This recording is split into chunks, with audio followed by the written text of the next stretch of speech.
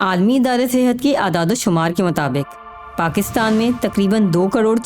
افراد ایسے ہیں جن کو کسی نہ کسی نفسیاتی مسائل کا سامنا رہتا ہے، جن میں زیادہ تر نوجوان و بالغ عمر کی خواتین شامل ہیں، جن میں سے ایک فائزہ بھی ہیں جنہیں روزمرہ کے معاملات میں کچھ نفسیاتی الجھنوں کا سامنا تھا۔ مجھے لرننگ چیلنجز تھے کافی بچپن سے، اور جو کہ میرے لیے کافی کنٹرول سے باہر ہو چکے تھے، تو میں نے ریچ آؤٹ کیا پرسنلی تھراپسٹ کو اینڈ سائیکیٹرسٹ کو۔ تحقیق بتاتی ہے کہ 22 کروڑ کی آبادی والے ملک پاکستان میں اس مسئلے سے نمٹنے کے لیے صرف 400 تصدیق شدہ نفسیاتی ماہرین موجود ہیں، اور یہ تو ہم سبھی جانتے ہیں کہ جب مریضوں کی تعداد معالج یعنی ڈاکٹر سے زیادہ ہو تو کیا ہوتا ہے؟ علاج میں تفریق، جس کے بعد غیر سند یافتہ افراد موقع کا فائدہ اٹھاتے ہوئے جعلی طبی ماہرین بن کر بیٹھ جاتے ہیں، جس کو میل پریکٹس بھی کہا جاتا ہے۔ اس بابت جاننے کے لیے ہم نے ڈاکٹر روبینہ سے بات کی۔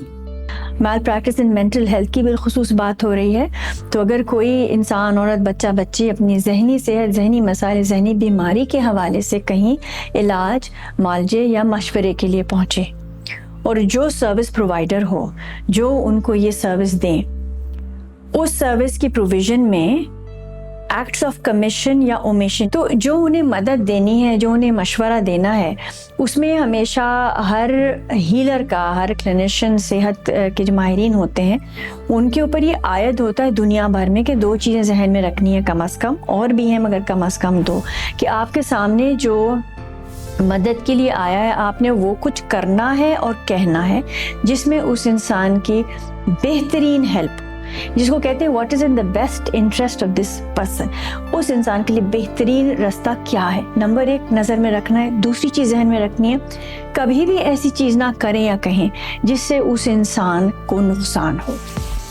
پاکستان میں ذہنی امراض اور اس کے علاج کے لیے ایک صوبائی ضابطہ کار موجود ہے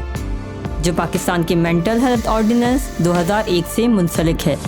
جس کے آرٹیکل 2 کی شق 1 کہتی ہے ایک میڈیکل پریکٹیشنر یا منظور شدہ سائیکیٹرسٹ کا سند یافتہ پوسٹ گریجویٹ ہونا ضروری ہے، جس کو Pakistan medical and dental council سے رجسٹرڈ اور صوبائی اتھارٹی سے منظور کرانا لازم ہے۔ تاہم ماہر نفسیات یا کونسلرز کے لیے ایسا کوئی ضابطہ موجود نہیں ہے۔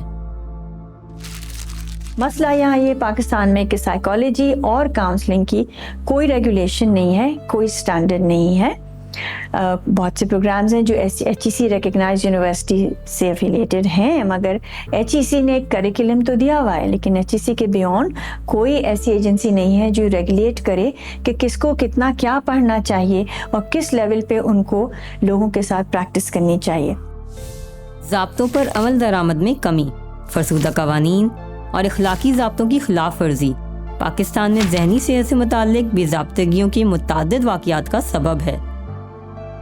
آپ کو حق ہے یہ جاننے کا اور پوچھنے کا کہ ان کی کوالیفیکیشن کیا ہے، ان کا ایکسپیرینس کیا ہے، انہوں نے کہاں سے پڑھا ہے، وہ کس قسم کے مسائل کے ساتھ کام کرتے ہیں، اور جو اپنا مسئلہ لے کے گیا ہے، گئی ہے، تو کیا ان کو اس کا تجربہ ہے۔ ہم اپنی جنرل نالج سے دیکھ سکتے ہیں، کم از کم یہ ڈٹرمن کریں کہ 18 سال کا post graduate MS MPhil clinical psychology یا کاؤنسلنگ میں کیا گیا ہو، کیونکہ بہت سے لوگوں نے پیور ریسرچ میں بھی کیے ہوئے ہوتے ہیں یہ ڈگریز، اور پھر وہ بھی علاج معالجے میں لگ جاتے ہیں جبکہ ان کی بیک گراؤنڈ نہیں ہوتی۔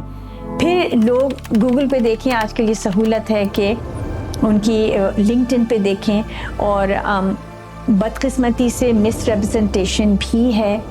لوگ اپنے ڈگریز کو غلط بھی لکھتے ہیں، تو وہ پھر وہ جاننا مشکل ہوتا ہے کہ صحیح کیا ہے، غلط کیا ہے۔ ایک اور طریقہ یہ ہے کہ اپنے جان پہچان والوں سے پوچھیں کہ کون کسی کے ساتھ کام کر چکے ہیں جن سے ان کو اچھی مدد ملی، ان کو سیف، ٹرسٹنگ، رسپیکٹفل ماحول ملا، تو آپ اس طرح بھی پوچھ گچھ کر کے کسی تک پہنچ سکتے ہیں۔ مگر ریگولیشن نہ ہونے میں یہ ذمہ داری عام پبلک پہ ہی جاتی ہے کہ وہ کس کے پاس جائے۔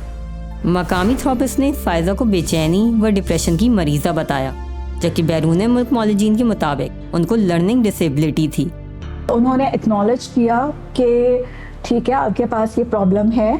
ہم اس کو دیکھتے ہیں کہ ہم اس کو کیسے انالائز کر سکتے ہیں، اور پھر انہوں نے مجھے ایک اسکریننگ ٹیسٹ کیا میرا. اسکریننگ کے بعد ان کو لگا کہ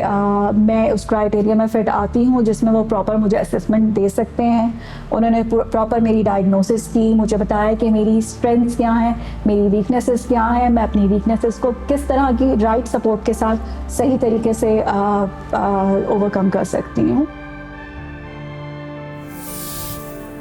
اگر آپ پاکستان میں نفسیاتی مسائل کے حل سے وابستہ قابل اعتماد کونسلر سے رجوع کرنا چاہتے ہیں تو تسکین سے رابطہ کریں. تسکین ایک غیر منافع بخش تنظیم ہے جو پاکستان میں نفسیاتی مسائل کے حل اور بہتری کے لیے کام کر رہی ہے, جس کا کام ملک کے بیشتر علاقوں میں نفسیاتی صحتی ہیلپ لائن, دماغی صحت سے متعلق آگاہی مہم, کارپوریٹ ویلنس پروگرام